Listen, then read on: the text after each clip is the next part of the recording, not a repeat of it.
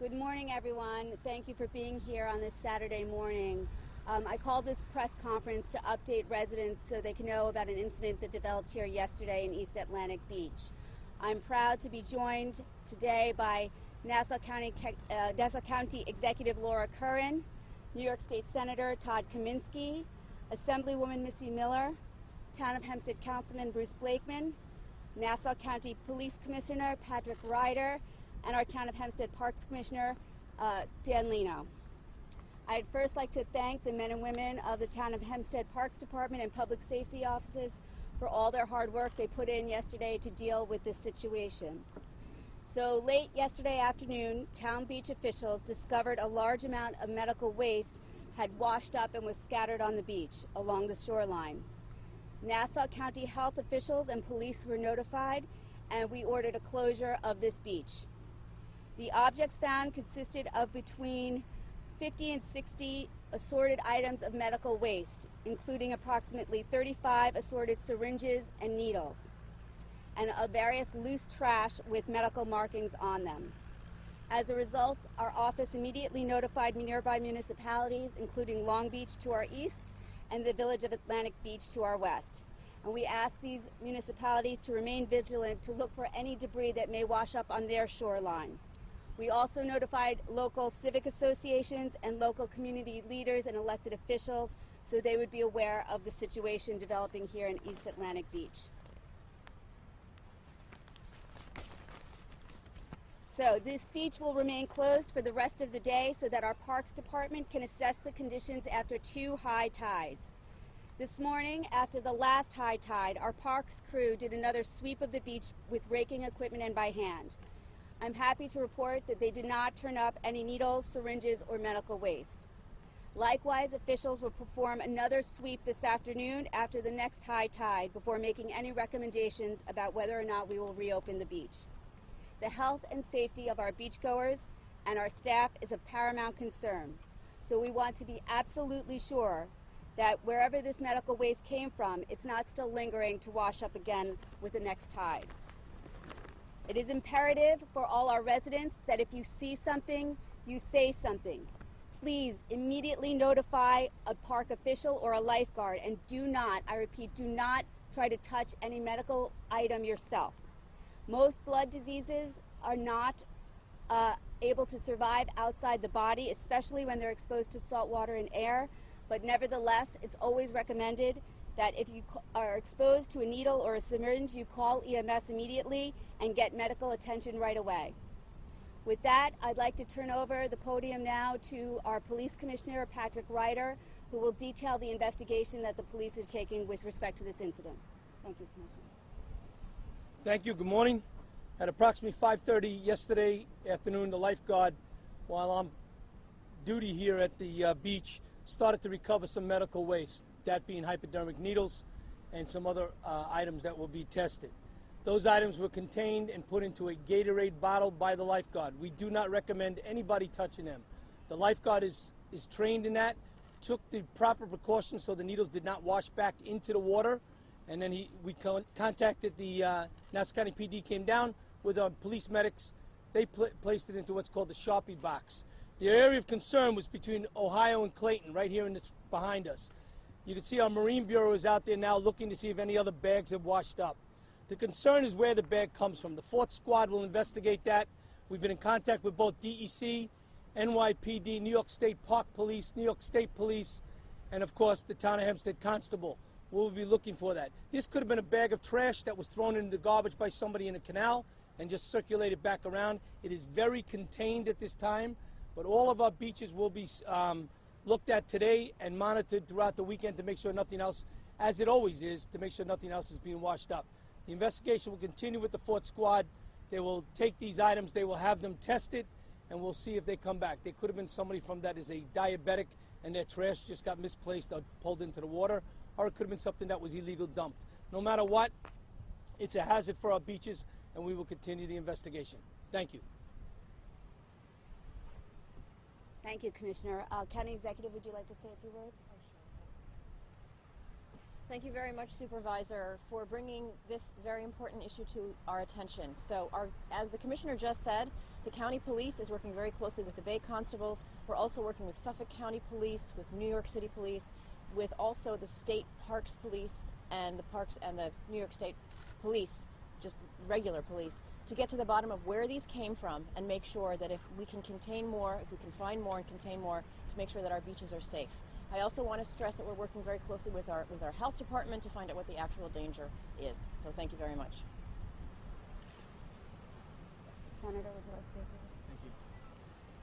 Thank you. Here on the South Shore and our barrier islands, our pristine beaches define who we are, and we're all having nightmares of things we heard a decade ago or more with medical waste washing up on the shores. This is very serious, and I highly commend our supervisor and the town council for taking immediate action and making sure this wasn't just something that they treated casually. In fact, they treated it quite the opposite, which is appropriate.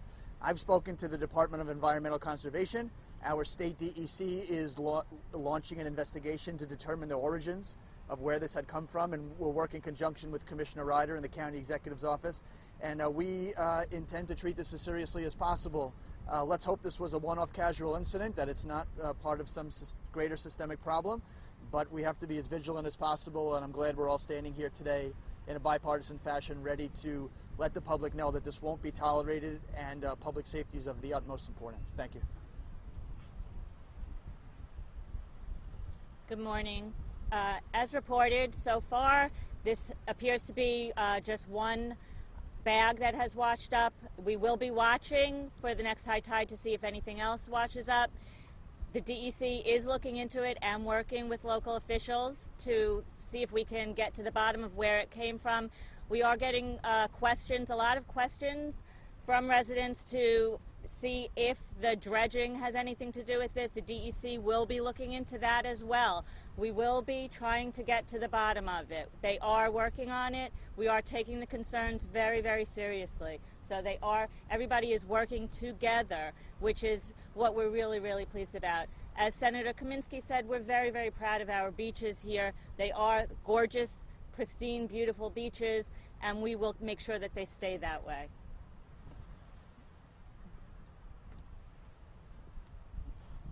Unfortunately, this incident brings up memories of 20 and 30 years ago when we had persistent problems with medical waste and other pollution that was on our shores. We've gone through the last decade with very little incidents like this, so we're hoping that this is an isolated circumstance. But I think you can see here by the representatives in government that we're taking this incredibly serious, and we want to make sure that if it's not isolated, that we have a handle on it. I want to thank, first of all, our town parks and recreation personnel, led by our Commissioner Dan Lino, our Bay Constables, our Public Safety Department, for the outstanding job they did. I want to thank our partners in government, County Executive Curran, Commissioner Ryder, who jumped on this right away and started an investigation early last evening and are continuing that investigation. I want to thank our state representatives who are here today, and the DEC, who is also launching their own independent investigation as to how this happened. And again, we're hoping this is an isolated incident, but we're not taking anything for granted. We're going to be completely vigilant and make sure that this is not a reoccurrence of what happened years ago. We've made great strides in our environmental conservation and protecting our waterways, and we have not had incidents like this in the last decade. So again, we're going to stay vigilant. We're taking it incredibly serious, and Supervisor Gillen and I and the whole town board will be watching this very carefully. Thank you. So residents who want to get updates on the status of the beach closure can visit our website to get more information. We will make that information available as it becomes available. But for now, the beach will be closed until we can assess again what happens after the next high tide. So thank you all. Are there any questions? Is there any indication this was caused by dredging by the Army Corps? It's a concern that we are going to explore with the Army Corps. Just maybe for the Commissioner, can you just describe how the things came on shore? I know he mentioned, he kind of talked about it a little earlier, so either do. We don't know how it got onto the shore. Obviously, when a bag breaks and these needles and stuff disperse, The tide catches it, rolls in like anything else with the waves. Did it come like in a bag though, or was it individual? No, it's all individual pieces that were along this little spread that you see here, about a quarter of a mile. And can you also describe, you mentioned the team you have that's handling sort of the investigation of this. Can you tell us a little bit about what they do and their qualifications to address this? So first, the squad detectives will take that. They'll take it to the lab. They'll have it tested. If it's medicine like insulin for a diabetic, we'll know that it may have been accidentally fell into the water, caught into the tide, or it could have been illegally dumped. And then we'll take the investigation from there. How long do you think it'll take to figure out what type of needles these were or what they were used for? Early next week, we should know what's in it, and then we should also know if there are numbers on the side of any of these that we can identify and work backwards. Did any of the needles look like unusual, not something that a normal diabetic would use, like maybe It's typical trash that you would see from a diabetic. And usually that is more secured, not put into that way into the garbage. So. Is there any indication how old these materials were? No, cannot tell it. no injuries, right? Just the lifeguard who found it and did whatever, but he There were wasn't hurt. no injuries reported at this time. Any identifying factors, names, any writing on the... Early in the investigation, so we have to wait until we go through it. You don't just pick these things up and start looking at them. Obviously, they go because of their inherent danger. We take them, we'll test them, and then we'll start looking at it. You said it was a lifeguard account?